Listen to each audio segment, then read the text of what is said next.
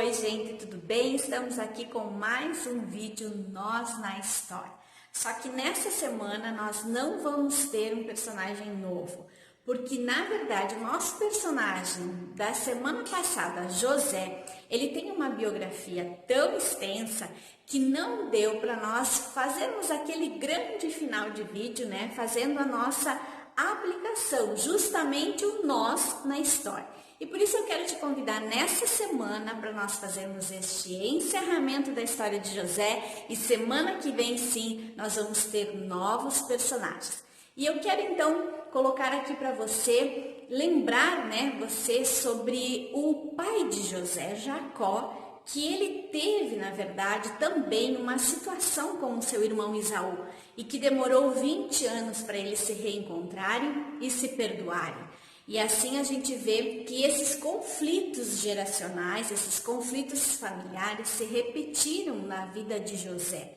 José também viveu esses conflitos entre os irmãos que tinham ciúmes dele, que odiavam ele e que desejaram também matá-lo, assim como Jacó, e Esaú. Esaú desejou matar também o seu irmão Jacó.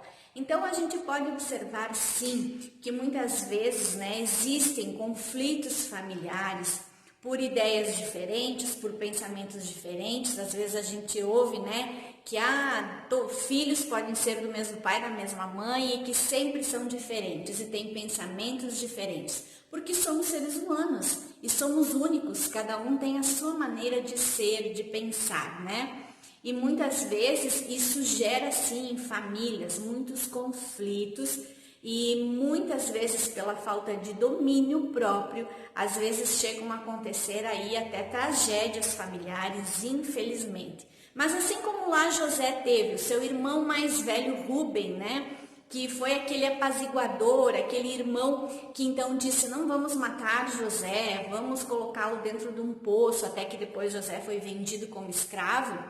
Aí eu acredito sim que hoje também existe sempre nas famílias alguém que faz esse papel de apaziguador, esse papel aí de mediador nos conflitos familiares. Mas o principal que eu quero te dizer é que o mesmo Deus que, assim como no passado, livrou o próprio Jacó, pai de José, de ser morto pelo seu irmão, livrou José de ser morto dos seus irmãos também.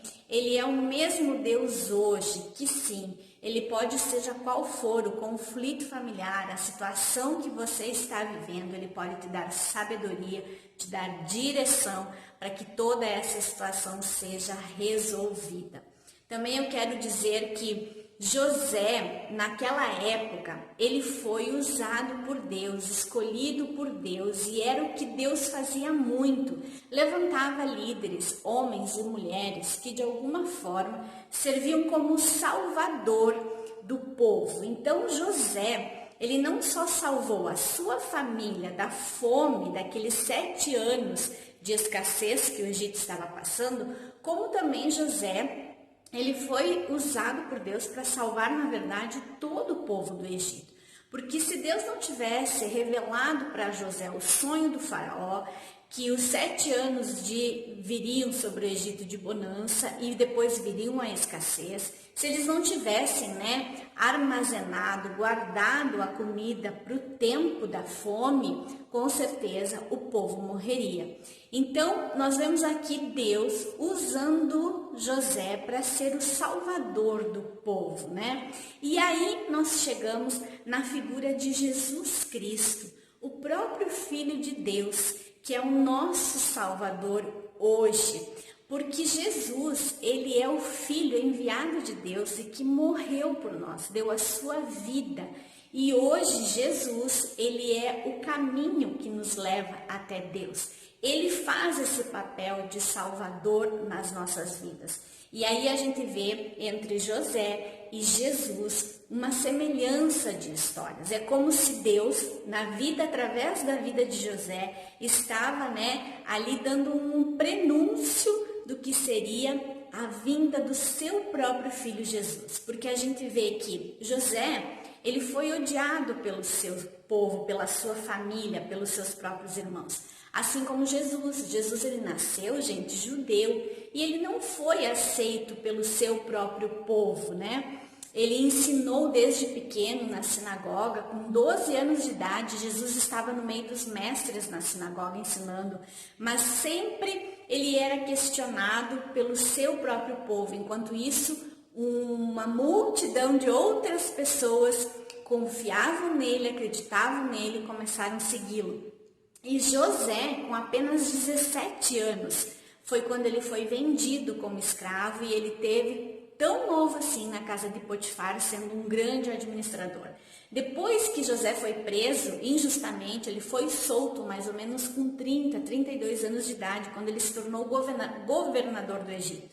E Jesus Cristo, nosso Salvador, ele mais ou menos exerceu com seus 33 anos o seu ministério aqui nessa terra, onde realmente multidões o seguiram, viram, né, os milagres que ele fazia e ouviam a palavra que ele falava, que ele ministrava sobre as vidas, né, das pessoas que o seguiam.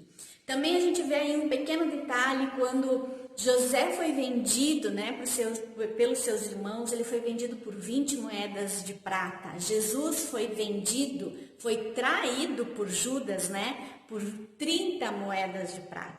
Então a gente vê aí uma semelhança entre a história de José e a história de Jesus. E que verdadeiramente hoje Deus, né, ele nos dá o seu próprio filho como nosso Salvador.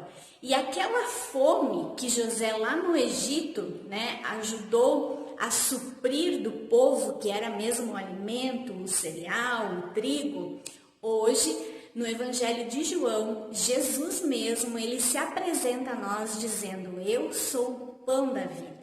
Então, todo aquele que crer em Jesus, que decide seguir Jesus, não tem fome e nem tem sede. É o que ele nos diz lá no Evangelho de João, num livro tão maravilhoso, né? Onde Jesus deixa essa palavra para nós. Então, eu quero dizer aqui para vocês que hoje, né, assim como José foi o salvador do povo do Egito, daquela fome, Jesus hoje é o nosso Salvador dessa fome espiritual. E que justamente nós alimentando o nosso espírito através de Jesus, nós estabelecemos uma conexão com o Espírito Santo de Deus.